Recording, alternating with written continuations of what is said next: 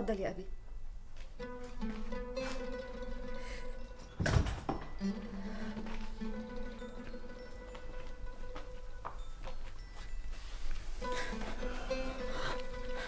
ليه بقى العياط دلوقتي؟ عشان الموقف السخيف اللي حطيتكم فيه كلكم يا أبي. انا سبتك لغايه ما تهدي على الاخر. اختك سكينه حكت لي على اللي حصل كله من طقطق لسلام عليكم. لكن ليه يا اختي يا حبيبتي؟ ليه كل ده حصل؟ ايه؟ في مستعريه من الحاره اللي احنا عايشين فيها، ولا مني، ولا من شغلتي؟ لا يا أبي، ما كانش ده قصدي أبدا والله. طب ليه خبيت الحقيقه؟ ليه خبيت انك انت بنت ناس طيبين عايشين على قد حالهم في الحاره الحلوه الجميله دي؟ كنت عاوز اصحابك في الجامعه يحترموكي وما يحسوش انك اقل منهم.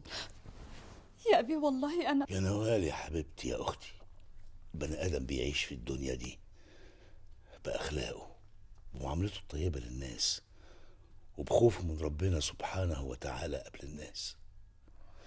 صحيح احنا ما عندناش اللي عند غيرنا، ما ورثناش فلوس واطيان واملاك، لكن الحمد لله ورثنا الاهم، الشرف والامانه والطيبه، واهم من ده كله حبنا لبعضنا وخوفنا على بعض.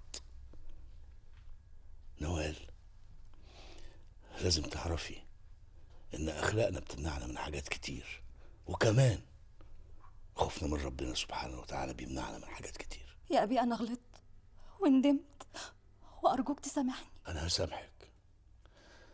هسامحك يا حبيبة اخوك، مش بس علشان انت اعترفت بغلطك، لا، علشان بكرم ربنا علينا انت عملت الاهم، انك حافظت على شرفك ودافعتي عنه. وأنا أوعدك إني أفضل طول عمري محافظة على شرفي. ووعديني كمان انك تكوني على طول صريحة. لو تعرفتي على حد تعرفي عليه في النور مش في الشوارع الضلمة، والجامعة تبقى للدراسة وبس. فاهمة يا نوال؟ فاهمة يا أبي.